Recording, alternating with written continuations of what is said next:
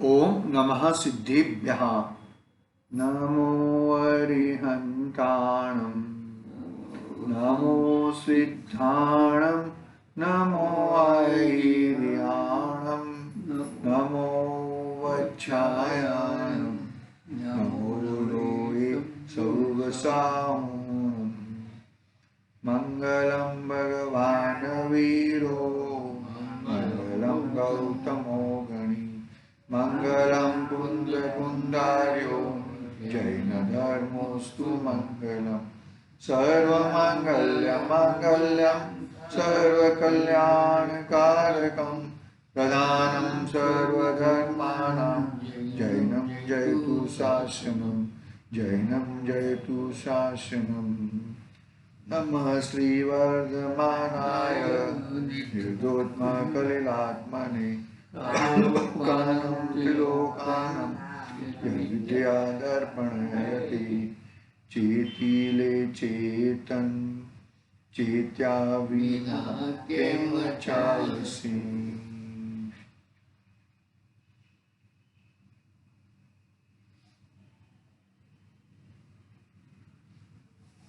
हाँ, रत्नकरण सावकाचार आचार्य सुमनभद्र देवदास रचित महान ग्रंथ सदाशिवदास जी के द्वारा टीका, बहुत ही विस्तृत टीका। इतनी बड़ी टीका और किधर मिलती नहीं है।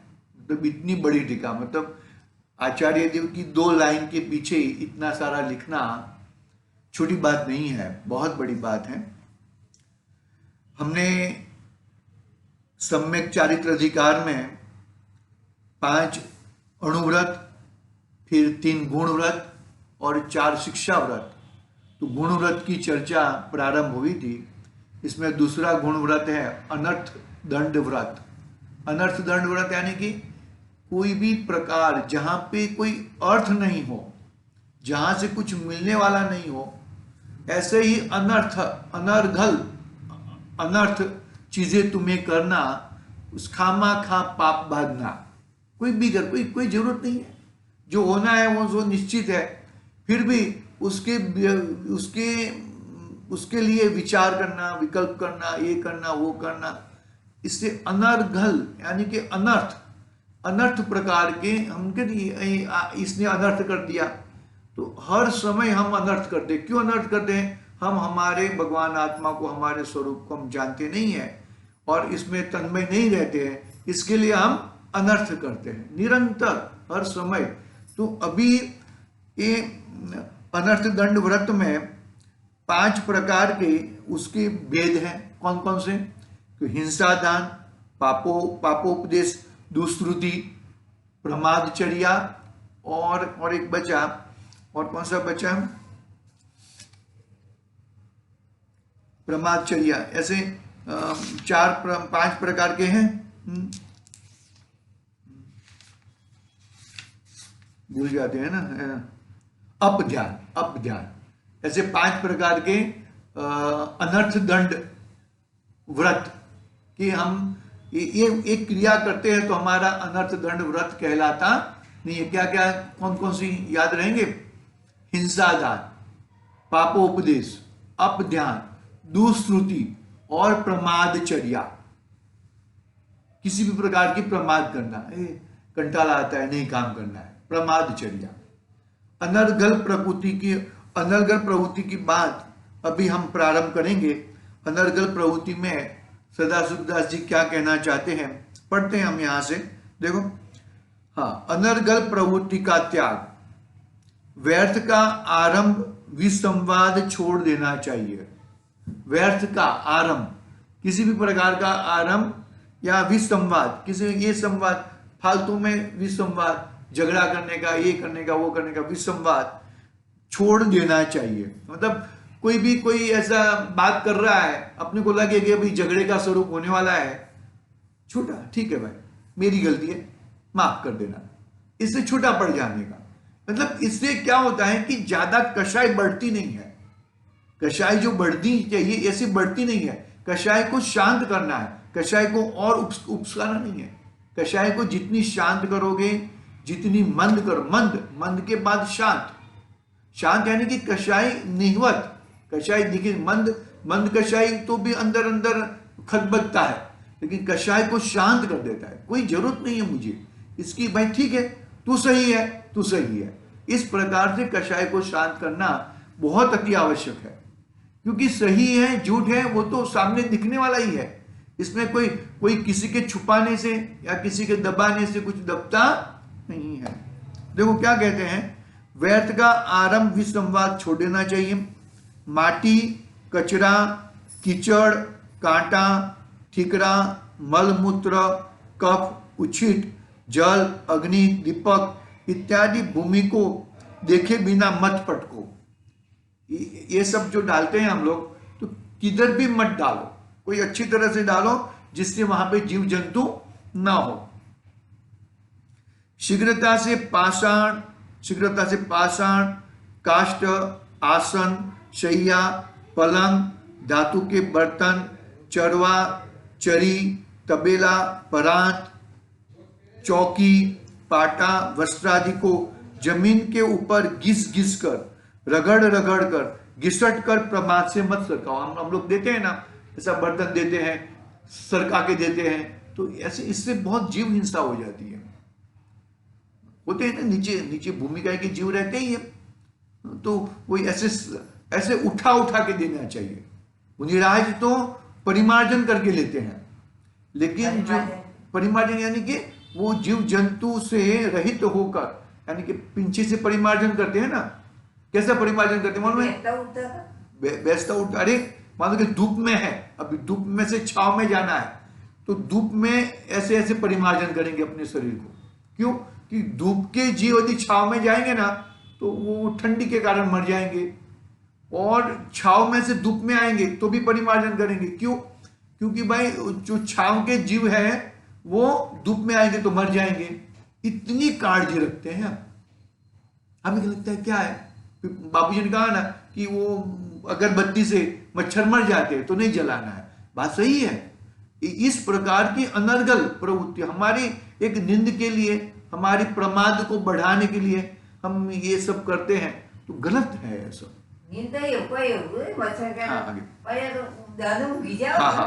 बस ठीक है। इसमें घिसट कर प्रमाद से मत सरकाओ। हम अब चलते हैं ना, तो कोई किसी की चलने की आदत कैसी है, पैर को घिस घिस कर चलेगा, पैर को उठा उठा के चलना चाहिए। ऐसा कोई लोग है ना, पैर घिस के चलने की आदत रहती है ऐसा।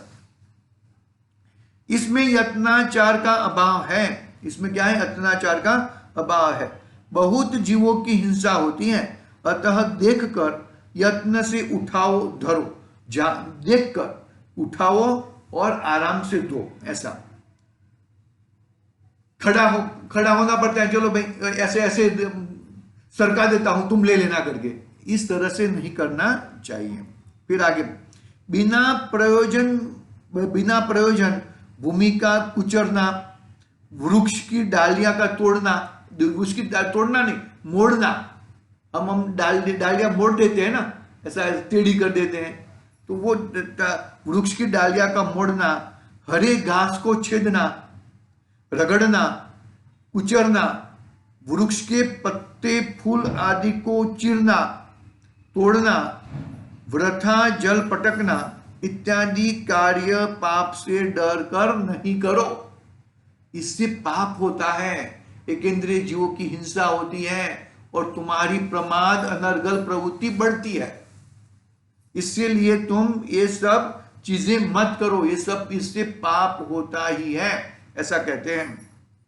अधिक क्या कहें, गृहाचार में जितनी वस्तु, पात्र, अन्न, जल आदि है उनको देखकर उठाओ, धरो। जिस प्रकार धर्म नहीं बिगड़े, किसी का उजाड़ बिगाड़ नहीं हो, उस प्रकार करो। प्रमाद को छोड़कर भोजन, पानी, औषधि, पकवान आदि नेत्रों से स्वयं देख कर शोध कर खाना चाहिए। शीघ्रता से प्रमादी होकर बिना शोधा भोजन मत करो। गमन में, आगमन में, उठने में, बैठने में देखे बिना शोधे बिना प्रवर्तन मत करो, मत प्रवर्तन करो, जिससे दया पले तथा अपने शरीर को बाधा नहीं हो, हानि नहीं हो, किसी का अनादर नहीं हो, किसी के शरीर को कोई भी शरीर को बाधा ना पहुंचे। देखो एक मोहम्मद पैगंबर हो गए, कौन हो गए? मोहम्मद पैगंबर, बरोबर है। वो मोहम्मद पैगंबर लोग होते हैं ना, बहुत बड़े बड़े कुर्ते पहनते हैं। क्या पहनते हैं? बड़े बड़े कुर्ते पहनते हैं। वो कुर्ता पहना हुआ था और कुर्ते पहने थे और उनके कोई दुकान पे किधर बैठे होंगे तो उनके कुर्ते में, कुर्ते ऐसा कुर्ता पड़ता है ना, ऐसा कुर्ता तो लंबा कुर्ता रहता है, तो कुर्ते पे बिल्ली आके सो गई। कहां पे सो गई? बिल्ली आके सो गई। अभी उनको जाना हुआ तो बिल्ली को उठाया कैसे? तो इतना कुर्ता काट डाला। क्या किया?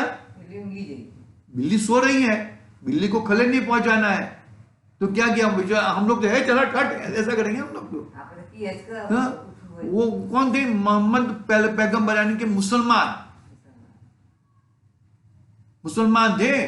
वो क्या, वो कुर्ता पहना था, वहां पे बिल्ली आके सो गई तो इतना कुर्ता काट डाला और कुर्ता काटने के बाद खड़े होके अपना काम करने के लिए गए।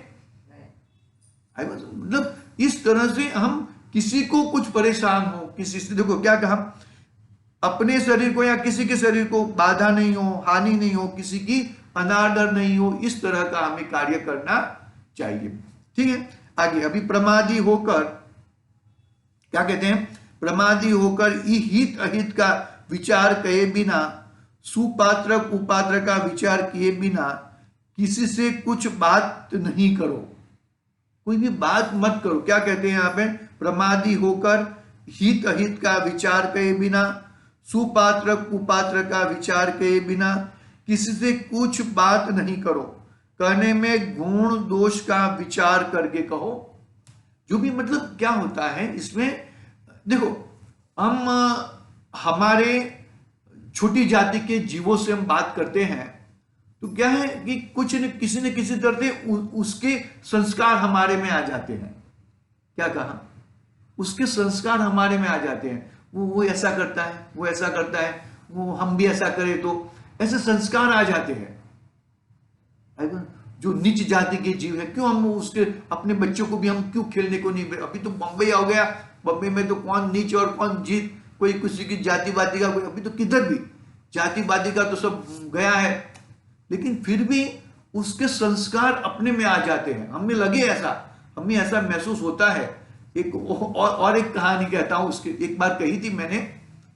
एक साधु संत थे और साधु संत विहार कर रहे थे और विहार करते करते एक घर पे रुकना हुआ तो रुके और वहां पे भोजन किया। और वो घर किसका था? चोर का घर था। किसका घर था?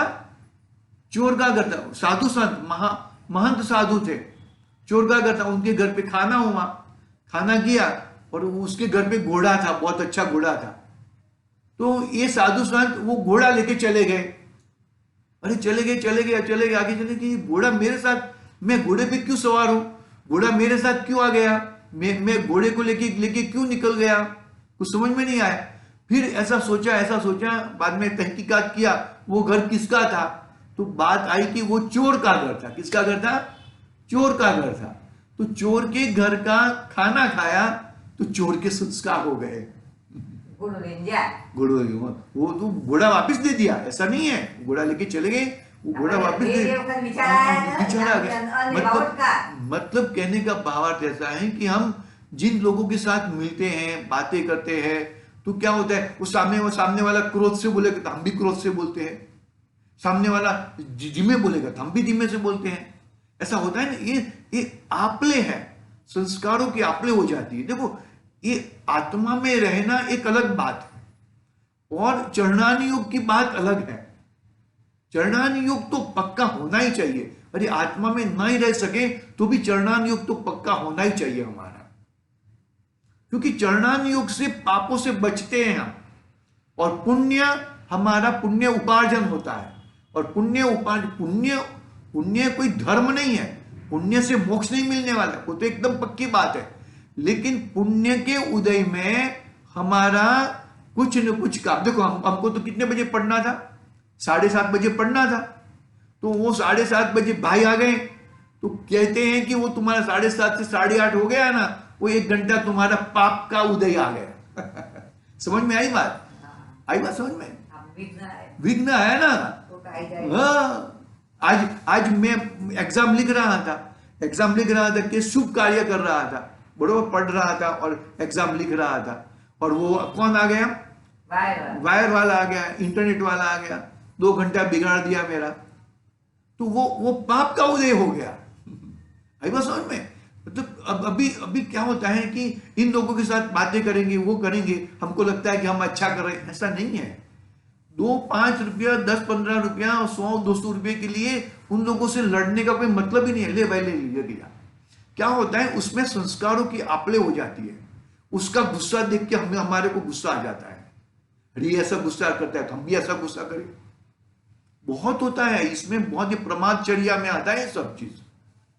हमको लगता है कि हमने उससे शाकभाजी वाले से हमने मानो कि 10 रुपया बोल रहा था, हमने 8 रुपया करवाया।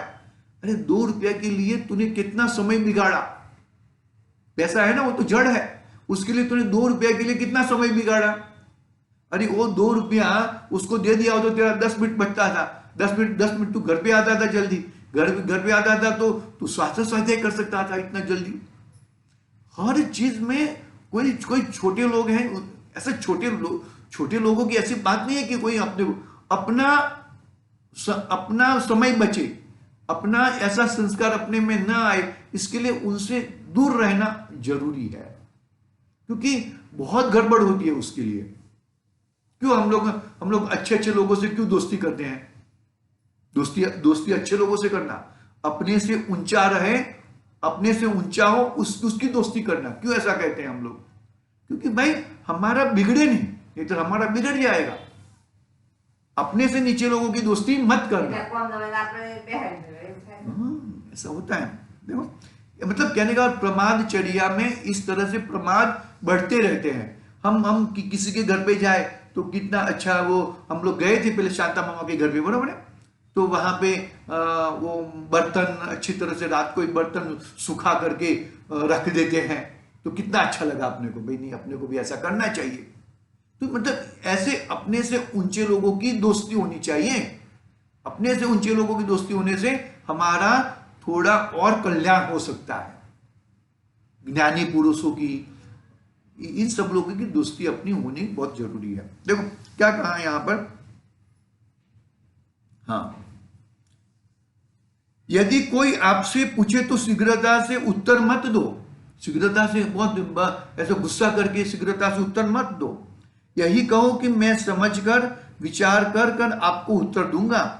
पश्चात समय पाकर धर्म अर्थ काम से अविरुद्ध विचार कर, धर्म अर्थ और काम से अविरुद्ध, विरुद्ध नहीं अविरुद्ध विचार कर विनय सहित उत्तर दो।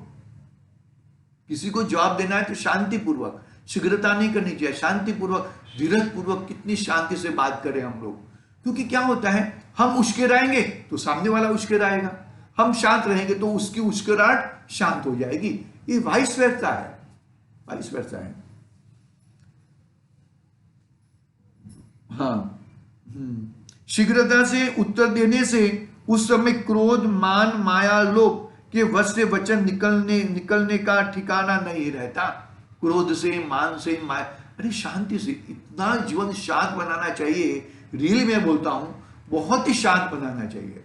इतना शांत बनाने से अंदर में आत्मा को भी शांति मिलती है और क्रोध भी नहीं होता है। दोनों काम होते हैं अपने, पाप भी नहीं होता है, पुण्य होता है और आत्मा को शांति मिलती है।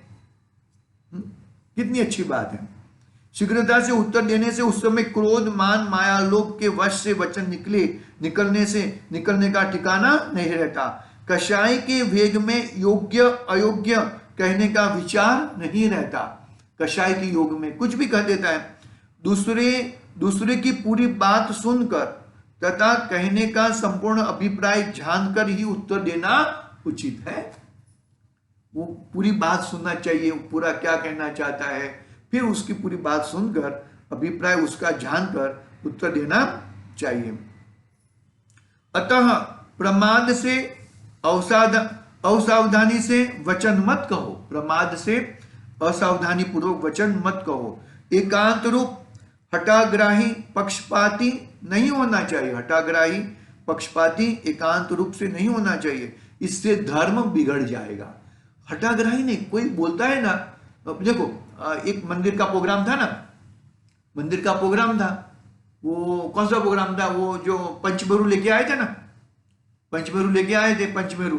तो क्या किया इन लोगों ने कि अभी तो बीच में हम लोग पंच परमेष्ठी को विराजमान करते हैं ना, पहले पंच परमेष्ठी को महावीर भगवान के आगे विराजमान करते थे, बरोबर है। फिर इन लोगों ने क्या किया, वो दोनों भगवानों को, 4 भगवान थे ना, दोनों भगवान को साइड पे कर दिया और बीच में पंचमेरु रख दिया। फिर वो टाइम मैं बोलूं, वो टाइम मैं बोलता था तो झगड़ा होता था, तुमने आपको मालूम नहीं पड़ता है, हम बरोबर कर रहे हैं, वो कर रहे हैं। ठीक है भाई, तुमने कर दिया है, तुम जानो। फिर दूसरे दिन सुबह में जाके मैंने उसको और अच्छी तरह से, क्योंकि वो टाइम तो कपड़े पहने हुए नहीं थे और वो टाइम कर भी नहीं सकते हैं क्योंकि सब लोग हैं और झगड़ा हो जाता था। तो फिर वो भगवान को जिस तरह था ऐसा रख दिया और आगे एक टेबल रख के पंचमेरु रख दिए अच्छी तरह से फर्स्ट क्लास बना के। फिर बाद में तो पंचमेरु का स्टैंड तभी बनाया, बाद में बनाया स्टील का। हाँ, वो टेबल पे मैंने रखे। फिर वो ऐसा रखा तो किसी ने कुछ बोला भी नहीं। लेकिन वो टाइम में क्या होता है, वो टाइम में जिस बोलना चाहिए इस तरह ही बोलना चाहिए, नहीं तो क्या होता है, अनर्गल झगड़ा हो जाता है, मारामारी हो जाए। अरे एक शब्द से मारामारी हो जाती है और एक शब्द से मारामारी रुक सकती है, इतनी ताकत है शब्दों में।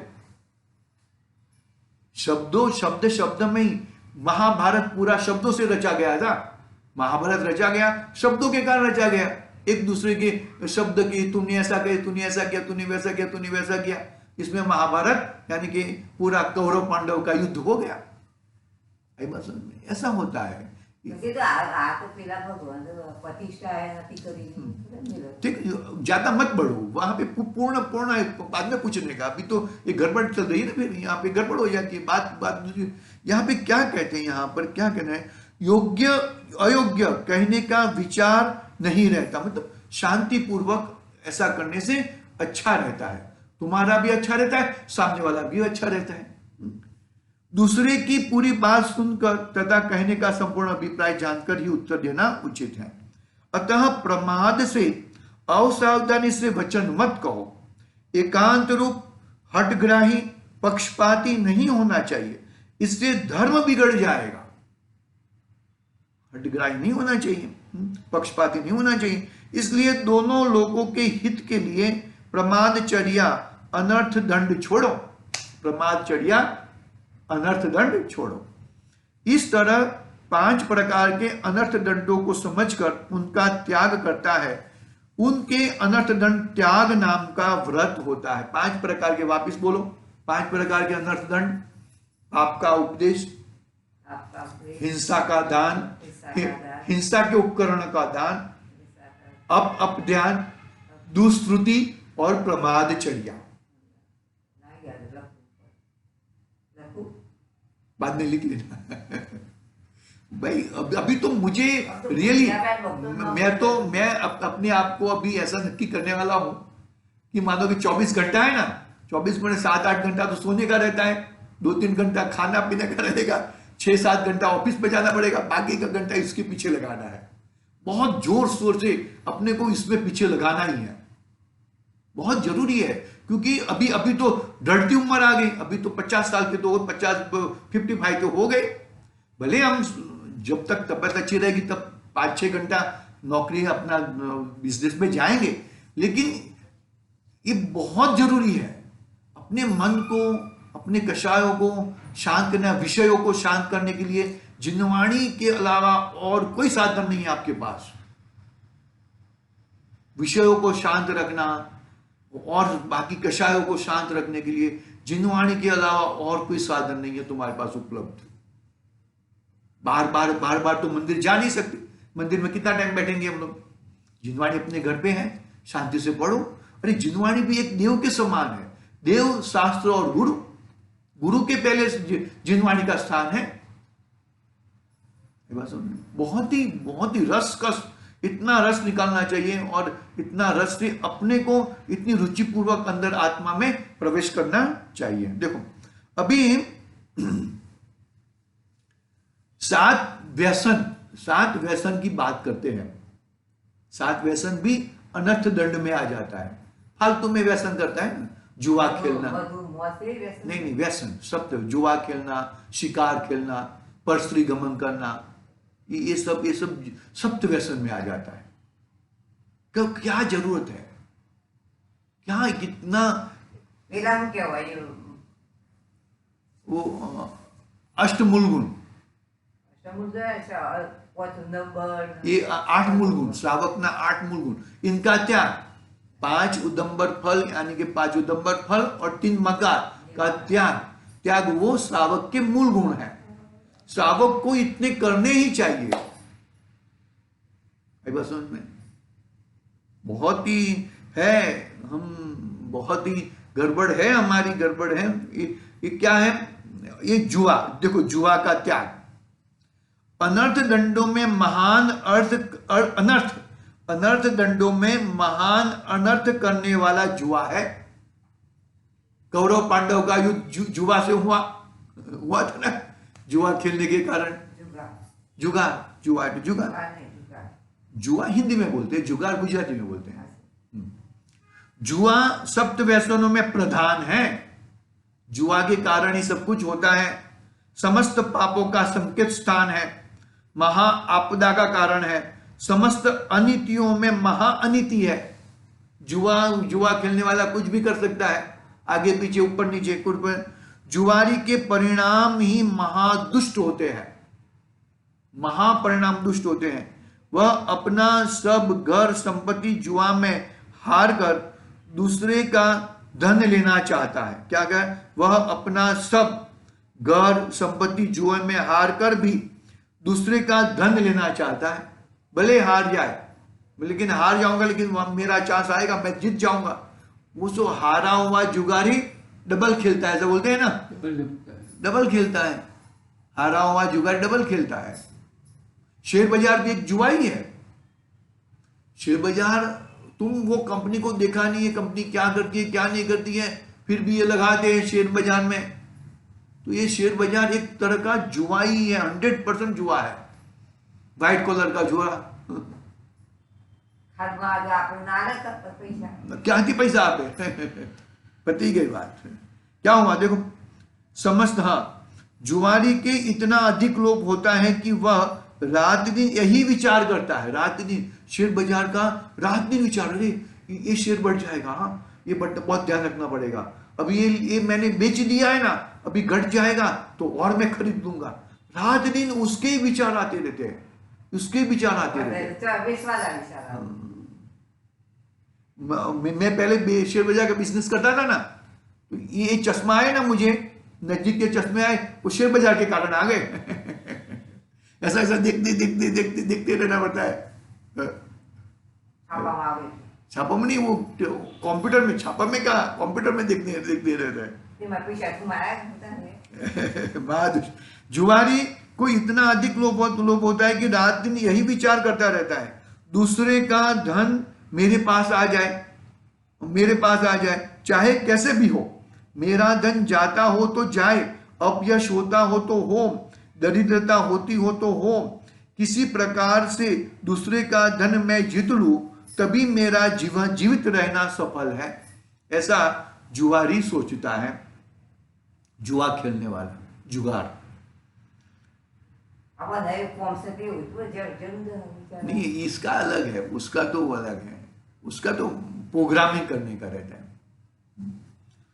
लोभ कषाय की तीव्रता महाहिंसा है। जुआरी के परिणाम अत्यंत निर्दयी होते हैं।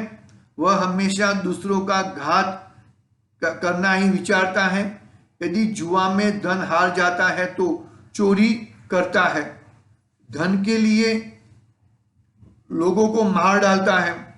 जुआरियों में आपस में बहुत झगड़े होते हैं। अपने नीचे है ना, वो पत्ते खेलते हैं तो पत्ते खेल खेल के पत्ते फेंकेंगे, एक दूसरे का मारा मारी करेंगे, और ये ऐसे झगड़े होते ही हैं। जुआरी बहुत झगड़ा होता है, मारपीट होती है, मायाचारी तो रहती ही है।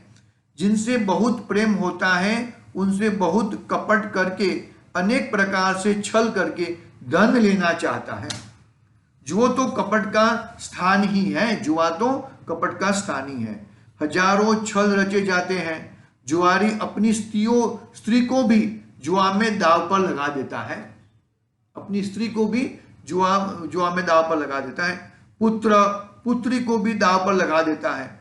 यदि स्त्री हार जाता है तो पुत्री को हार जाता है तो उन्हें जुआरियों को दे देता है।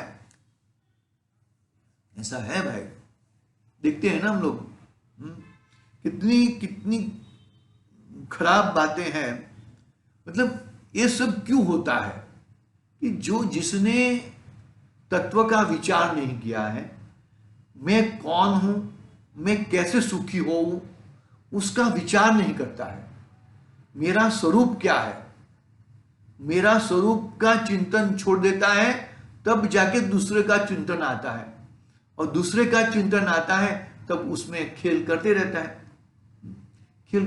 और खेल करते करते हार जाता है, और फिर क्या होता है क्या नहीं होता है उसका कोई भरोसा नहीं है। देखो एकावतारी, हाँ, तद्भव एकावतारी कहा, तद्भव मोक्षगामी, 5 पांडवों की कहानी हम सुनते हैं।